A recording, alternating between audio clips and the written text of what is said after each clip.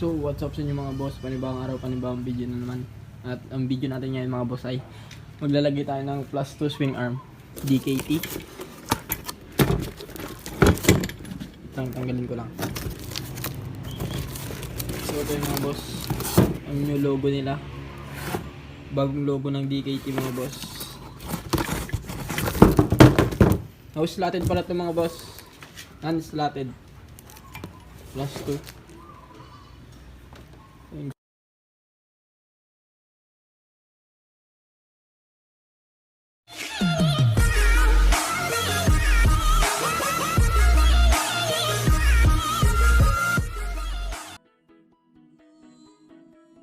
Close wrench. And siguro din nila natin na malamig yung tambutso mga boss para iwas loose thread.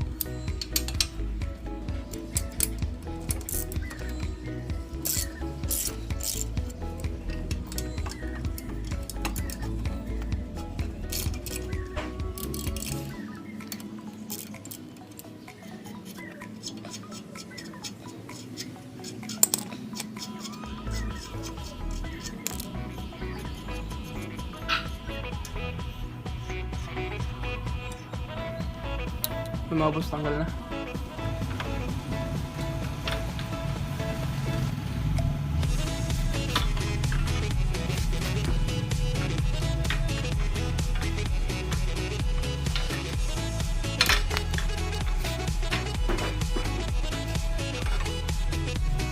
Doon mga boss, kailangan tanggalin ito.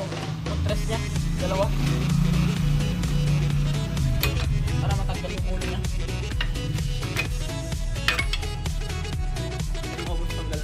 Boss, tanggalin natin itong mga peg nya.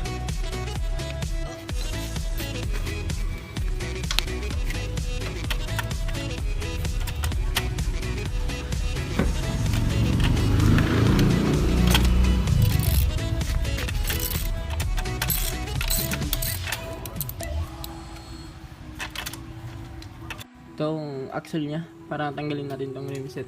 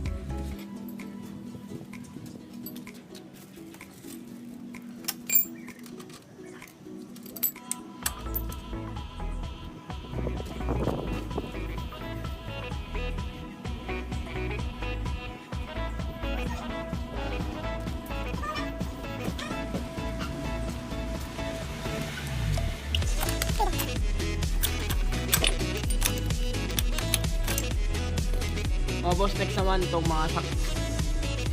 Tanggalin natin.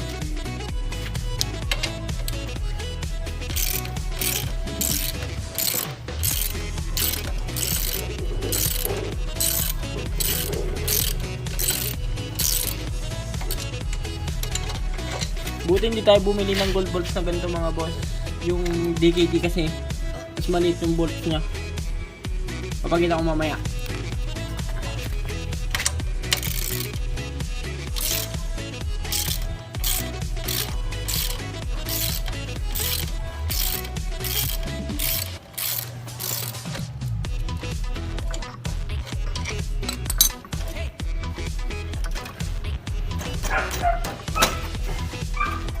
Boss, tanggal na.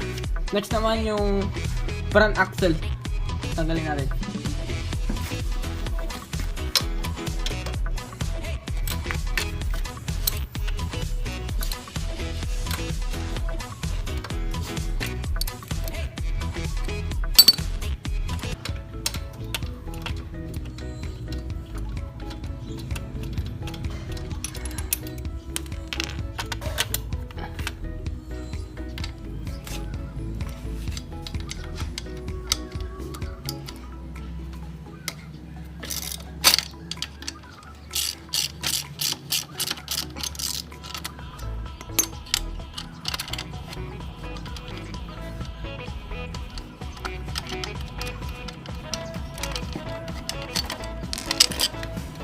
boss, tanggal na.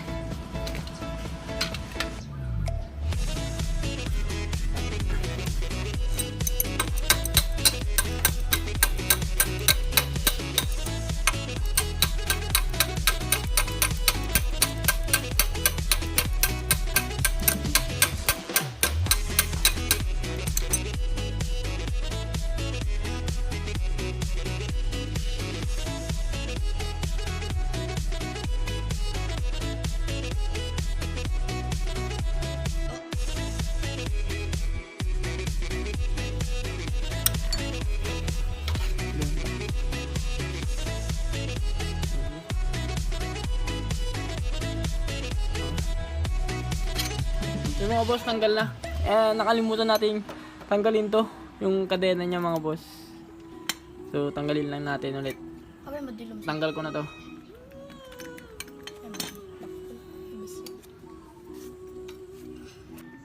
So mga boss, tanggal na.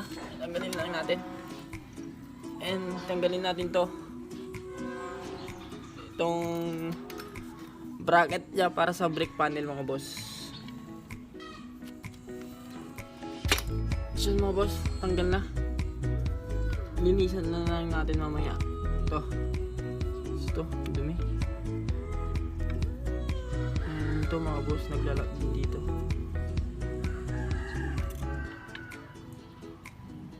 Linisan natin ito mamaya ng gas. So yun mga boss, kung magpapalit kayo ng plus 2 na swing arm, mga kailangan nyo mga boss. Ito, front axle na, back axle ng pang rider. Kung wala naman, Nmax, parang ganito mga boss, Nmax. At pinatread ko na lang dito para magkabilaang malagay ng ganito mga boss, kabilaan. And kailangan din natin ng mas mahabang brake rod mga boss. Mas mahaba to, 60 pesos. At pandagdag ng kadena mga boss. So yun lang yung mga papalitan natin. O kabit na natin mga boss. So mga boss, lagyan na natin ng oil to, yung front axle nya, para ilagay na natin yung ano.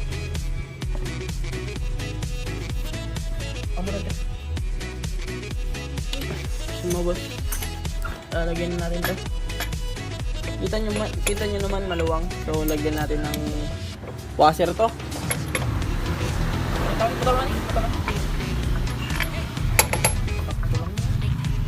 So mga boss, yung ano niya, yung front axle niya saktong-sakto lang. Pero yung dito, may space siya mga boss. So lagyan na natin ng washer. Dito mga boss, yung sinasabi ko sa inyo. Yun. Dito. May space siya mga boss. So lagyan natin ng washer mga boss. So yun mga boss, bago pala ikabit natin yung swing arm, kabit muna natin to. Itong brake rod na mas mahaba mga boss sa stock.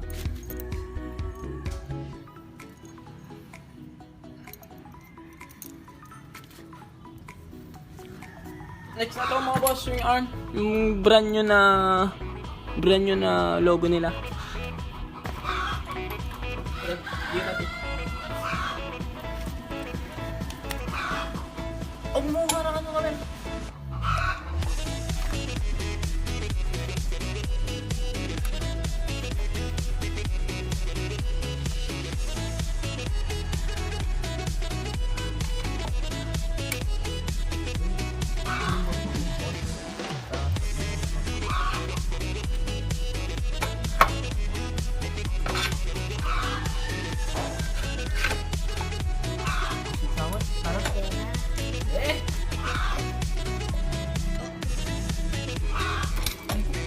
Hindi. Ito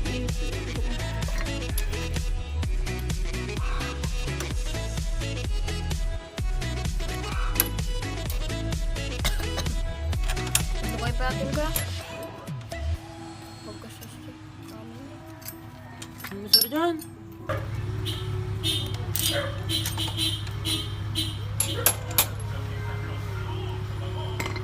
Ano sir dyan? Ha? Gawin sama ka. Teh. Stop.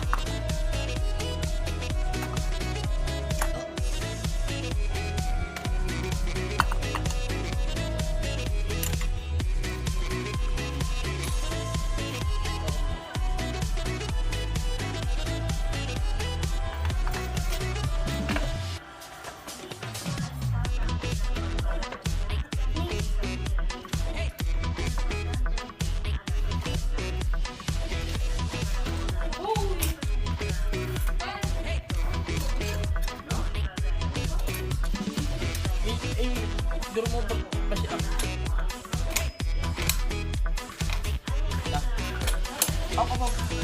Up. Sige.